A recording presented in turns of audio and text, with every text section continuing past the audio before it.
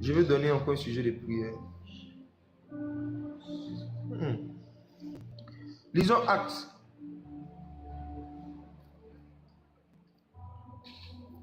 Actes. Chapitre 4. À partir du verset 23. Nous allons prier pour les signes, les miracles et les prodiges. Les miracles et les prodiges. Tous ceux et celles qui pensent ou qui disent que les miracles ne sont pas importants ou urgents, c'est ceux et celles qui n'en ont pas besoin.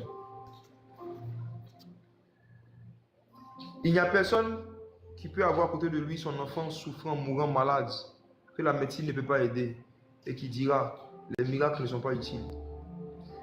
En général, la négligence des miracles et des prodiges vient de l'égoïsme des personnes qui n'ont pas certains sujets ou certains problèmes qui nécessitent absolument un miracle.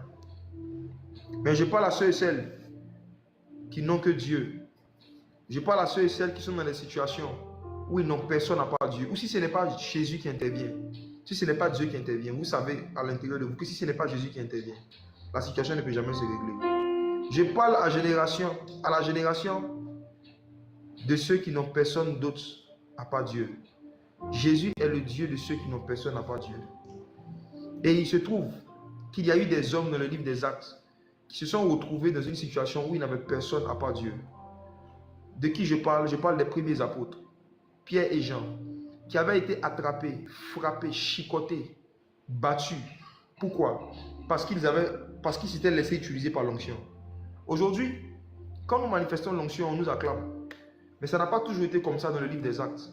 Il y a des jours où des gens, à cause du don d'opérer des miracles qu'ils avaient, à cause du don de guérison qu'ils avaient, se sont fait battre de verge. Pierre et Jean avaient prié pour un homme qui était boiteux. Cet homme s'était levé, il avait commencé à marcher. À cause de cela, on les a mis en prison. On les a frappés. On va lire un passage. Actes chapitre 4. À partir du verset 21.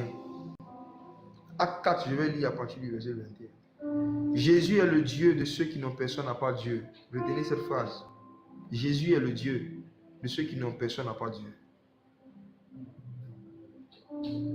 Acte 4, verset 21. Il leur fit de nouvelles menaces et les relâchèrent, ne sachant comment les punir à cause du peuple, parce que tous glorifiaient Dieu de ce qui était arrivé. Des hommes de Dieu ont été punis à cause d'un miracle. Car l'homme qui avait été l'objet de cette guérison miraculeuse était âgé de plus de 40 ans.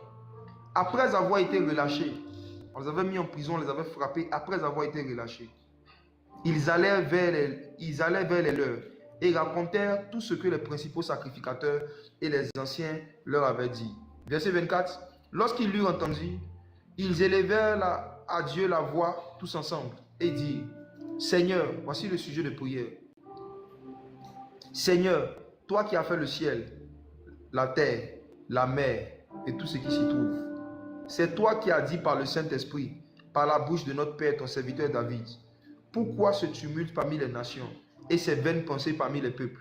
Les rois de la terre se sont soulevés et les princes se sont ligués contre le Seigneur et contre son oint. Chaque oint que Dieu suscite emmène le soulèvement d'une catégorie de démons. Quand Dieu suscite son oint, les rois de la terre se soulèvent. Verset 27.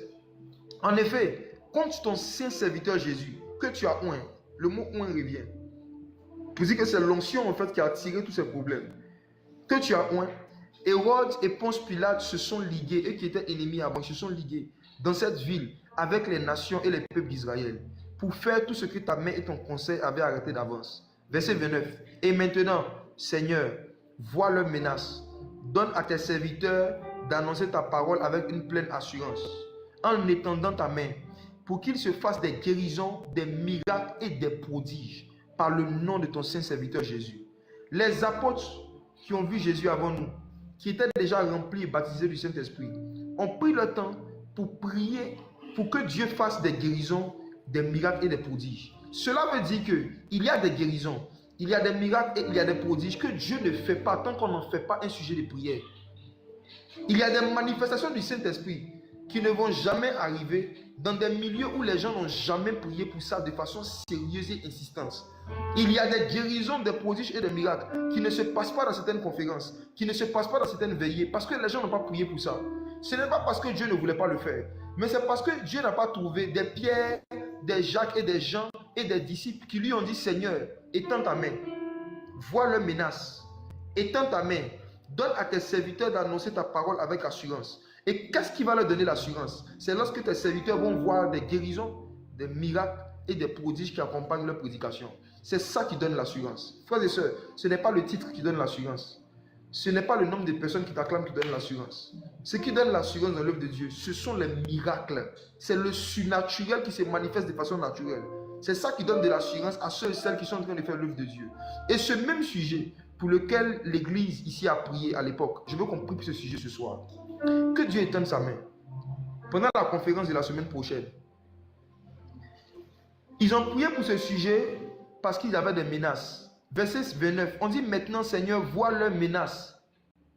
Mes frères et sœurs, moi qui suis en train de vous parler, je suis sous une menace. Les menaces, c'est des actes d'intimidation. Les menaces, c'est des choses qu'on te fait pour te dire qu'à tout moment on peut avoir accès à toi. À tout moment on peut te tuer. À tout moment on peut te faire du mal. J'ai vécu quelque chose ces derniers jours. Je suis sous une menace. Et c'est pourquoi mon intérêt pour les miracles, les prodiges et les signes ont augmenté. Le Seigneur m'a ramené à ce passage et il m'a dit: la réaction d'un homme spirituel face aux menaces, ce n'est pas les menaces, ce sont les miracles.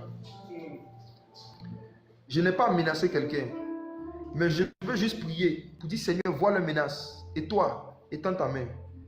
Beaucoup de personnes ne sont pas contents par rapport à la conférence qui arrive. Des occultistes, des sorciers, des méchants ne veulent pas qu'on réunisse des personnes par milliers pour pouvoir simplement leur parler de Jésus. Ils leur disent: voici Jésus, voici l'époux, pour montrer Jésus aux gens. Il y a beaucoup de gens qui ne sont pas contents de ce qu'on est en train de faire et les menaces ont commencé.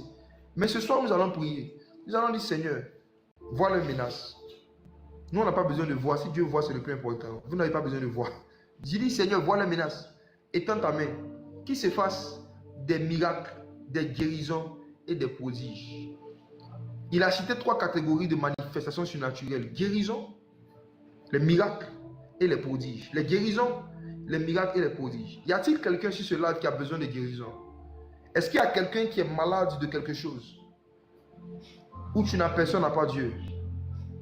Est-ce qu'il y a quelqu'un qui a le genre de maladie où tu comprends que Jésus est le Dieu de ceux qui n'ont personne à part Dieu? Est-ce qu'il y a quelqu'un qui a une douleur persistante dans une partie de son corps? Est-ce qu'il y a quelqu'un qui a un cancer? Est-ce qu'il y a quelqu'un qui a quelque chose qui ronge son cœur, qui ronge ses os, qui ronge ses poumons? Est-ce que tu as une maladie dans ton sang pour laquelle tu comprends et tu confesses que Jésus est le Dieu de ceux qui n'ont personne à part Dieu? Si c'est le cas, tu vas prier avec moi pour ce sujet. Ça sera mon dernier sujet de prière. Et après, nous allons naviguer un peu avec l'esprit de prophétie quelque part. Tu vas dire: Seigneur, pendant la conférence de la semaine prochaine, étends ta main. Pendant la conférence Sophos, étends ta main. Qu'il se fasse des miracles, des guérisons et des prodiges. Ces miracles-là peuvent se passer non seulement pour ceux qui sont là, même à distance, parce que Dieu est aussi un Dieu de loin. Même ceux qui seront en train de... Vous qui allez regarder à distance, Jésus peut vous toucher, il peut vous guérir, il peut débloquer les situations sociales, financières, qui étaient bloquées pendant des années.